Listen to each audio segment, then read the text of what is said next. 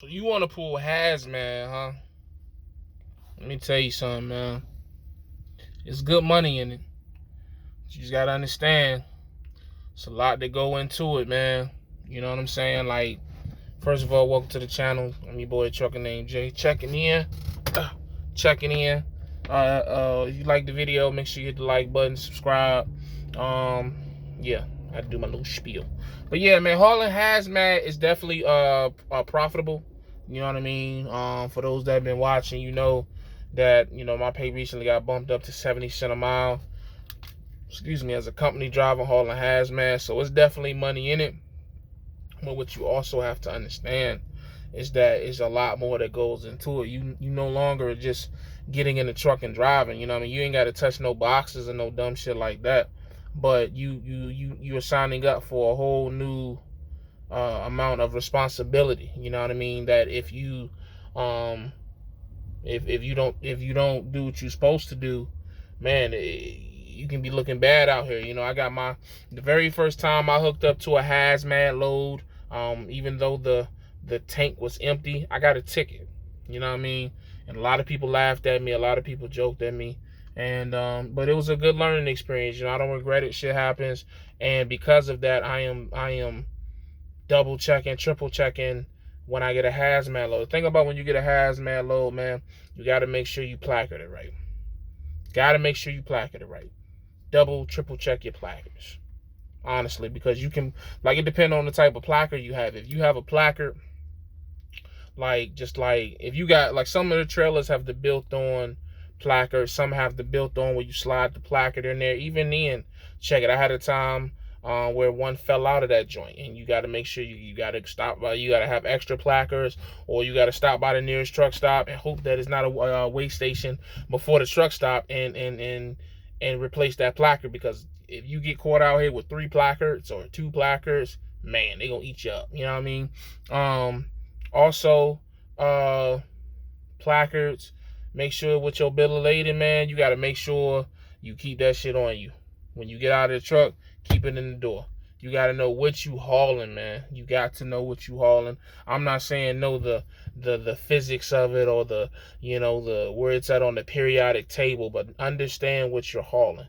You know what I mean? If it's flammable, just ask, what is it? A lot of times the broker will tell you, or the dispatcher, whoever you deal with, or the shipper will tell you. You know what I'm saying? Just understand what you're hauling, and just understand how to move with it, man. You know what I mean? Like, if you got fireworks, if you got flammable shit, just, you know what I mean? Just be cautious. That's just the best way I can be with it. You know what I mean? Like, a lot of people just think that because it's hazmat, that it's not that big of a deal. It's just an extra way to get paid. And it is. It's a way to get paid extra money. But you just got to understand, man, you just can't move the way like a regular truck driver. You just can't, put in the address and just start driving toward the receiver or the shipper or whatever. You know what I'm saying? If you're going through a certain town, you got to go around. Sometimes you got to take a whole different route. Like, if you're going cross country, like when I went across from Kansas to Nevada, with my fireworks load, I had to sit down, before I started the entire trip, not just the day, but the entire trip, and just make sure that this route that I took, which I ended up taking like 44 dropped me down to 40 after Oklahoma City, which was cool, because if I'd have got on 40 beforehand, that would have been a no-no, because 40 would have ran me through Oklahoma City, like right through it. You cannot go through major cities a lot of times, depending on how much of the hazmat you have. If you have like a certain amount, you know what I mean? It depends on the city and the state. Certain amounts, like if you only got like 2 pallets of flammable, or 2 pallets of some shit, you can go through. But if you got more than a certain amount of pallets, or a certain amount of weight or mass, or whatever, how it go, you can't go through there, and they will ticket you. They looking for you. You know what I mean? Then on top of that, man, when you hauling a hazmat, you can't be out here playing around with your e-logs, man. You just can't. Because when you hauling hazmat, you're more likely to get messed with by the DOT than a drive-in driver or a reefer driver that doesn't have hazmat, because you have one more thing that they can mess with you about. But if your hazmat is good and your placards are good and all that, but they pull you in and something did wrong with your logs, guess what? It is what it is. They not gonna be like, oh, we pulled you in for the hazmat, but we not gonna write you a ticket for the logs. Or we pulled you in for the hazmat, but we not gonna DOT inspect you. You know what I mean? Like that hazmat could be the trigger of, you know, they can do everything. They can check your logs. They can get DOT inspection, all that. So you got to be on your P's and Q's. And again, like, you know, I'm not gonna point no fingers, but it's a lot of drivers out here who are just driving. They not really up to, you know, doing what they got to do with their logs. They not being, you know, they not. If they get pulled in by DOT, they be in trouble. When you hauling hazmat or really any specialty, you know, like, you know, some step decks and flatbeds, car hauling, tanker, like any type of more than a regular steering wheel drive-in reefer driver, you're more than likely to get messed with DOT more because you just got more shit that you can be violated on. You can be violated for the regular truck driving shit. Then you can be violated for the extra shit that comes with whatever division or specialty class or whatever that you're in. So, but all in all, I do think it's worth it. I definitely see a difference in the money so far. And I ain't been doing long, but I seen it with the butane. When the butane actually ran for that good 2-3 weeks that it ran, you know, I was making over $2,000. Here, I mean, you know, with the way this week is looking, depending on what my load is tomorrow, I might get a $2,000 week. We'll see. But it definitely looks like to me that hazmat is the way to go. If you want to get it, go get it. It's not that expensive. I think it's like, I think like $100. I don't even remember. But it's inexpensive for the money that you're going to make. But just make sure it's not one of them things that you just going to study and just, because that's the mistake I made. I just studied the test just enough to pass the test, but I really didn't understand what I was looking at. You know what I'm saying? Didn't understand what I was researching. None of that. And I just hopped in on hazmat truck and just started to drive. And my very first trip, I paid for it. So don't make my mistake, you know what I'm saying? Cool, you know, you want to laugh at me or whatever, cool, but learn something from my mistake. Don't just laugh and then get your dumb ass pulled over, you know, the 2 weeks later, you know what I'm saying? So, and the most important thing about hazmat that I've learned, ask questions.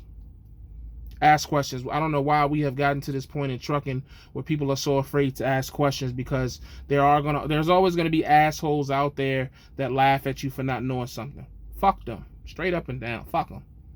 They don't matter anyways. You know what I mean? Don't be afraid to ask questions when you just don't know in trucking. Period. I'd rather you know, people joke you for not knowing you asking questions than people joke you and you sit on the side of the interstate getting pulled over, or you done fuck something up big time to where now you done put your CDL in jeopardy, or you got a court date or whatever. Ask questions, man. If you a hazmat driver and you got to go like I did to on this load, you know, I was unsure about going down 5 through LA with a flammable load.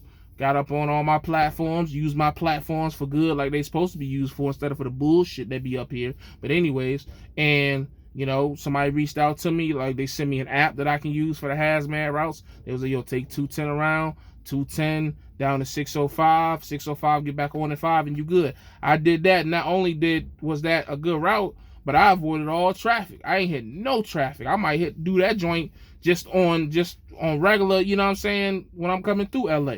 I'm talking about, maybe, I don't know if it's because of the coronavirus and all that, but I hit 210 coming 5 north, 5 south, 210, 605. I mean, I'm talking about it was never a slowdown. Somebody shooting fireworks over there. It was never a slowdown. You know what I'm saying? So, you know, don't be afraid to ask questions when you don't know, man. Don't be afraid, man. You know, if you don't know, you don't know. We all don't know everything, despite what some people may say. You know what I mean? But that's all I wanted to come up here and talk about, man. Is hazmat worth it? Absolutely. But just be on your P's and Q's, man. You just can't get in the truck and drive when you got to put them placards on your truck. Understand what you got. Understand where you're going. Understand what you got to do to get there safely and productively, man. Don't get yourself messed out here. So that's all I got for you. As always, stay safe, stay positive, stay productive, man. God Family Trucking, man. I'm out.